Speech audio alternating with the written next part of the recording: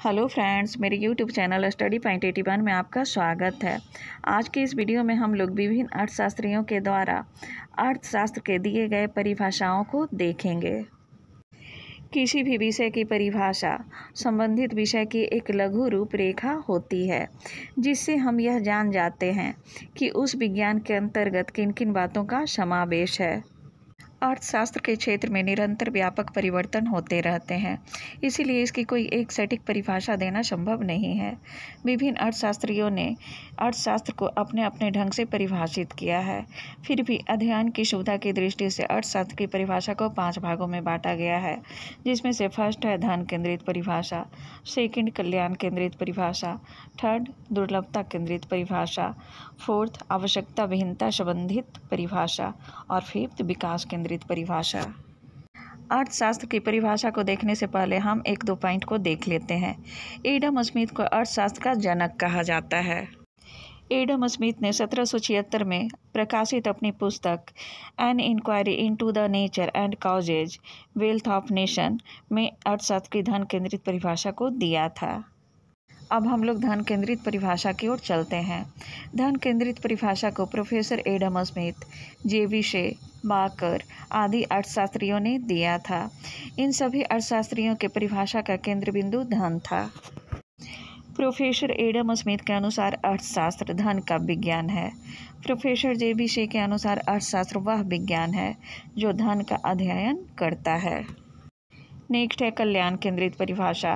कल्याण केंद्रित परिभाषा को मार्शल, पीगू, जे.एच. मिल, कैनन, एली, बेब्रिज आदि अर्थशास्त्रियों ने दिया था।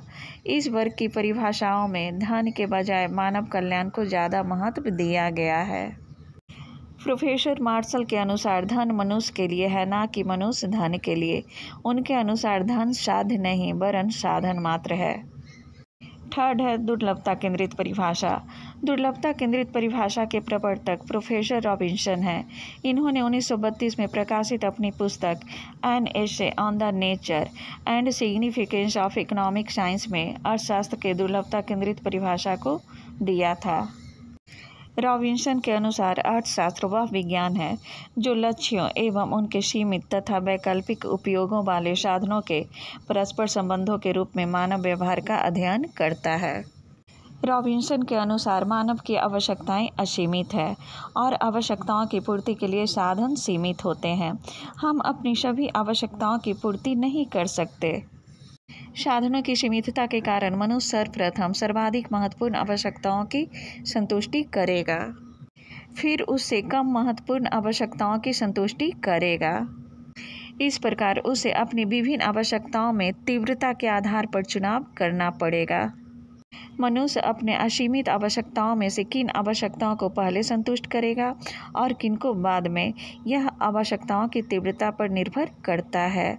रॉबिन्सन के अनुसार अर्थशास्त्र के अंतर्गत मनुष्य के चयन संबंधी व्यवहार का अध्ययन किया जाता है। फोर्थ है आवश्यकता विहीनता संबंधित परिभाषा। आवश्यकता विहीनता संबंधित परिभाषा को प्रोफेसर जे.के. मेहता ने दिया था। Professor JK. मेहता के अनुसार अर्थशास्त्र वह विज्ञान है जो मानवीय आचरण का इच्छा रहित अवस्था में पहुंचने के एक साधन के रूप में अध्ययन करता है।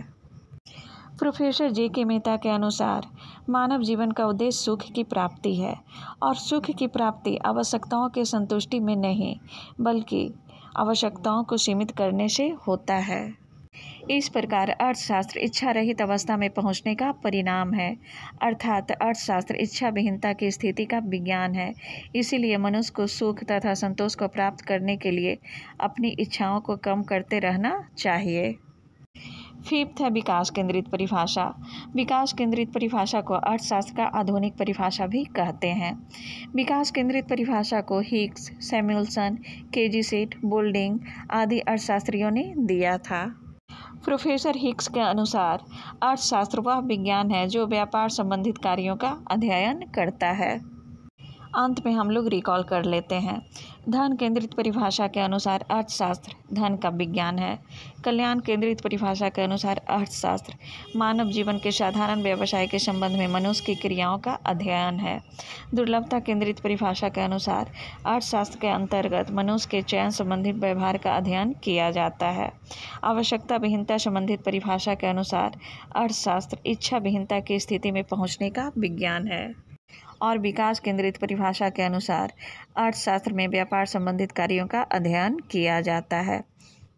इसी के साथ मेरा आज का वीडियो समाप्त होता है। यदि मेरा वीडियो आपका अच्छा लगे तो लाइक, शेयर और सब्सक्राइब कीजिएगा। हम लोग फिर मिलेंगे अगले वीडियो में। तब तक के लिए नमस्कार।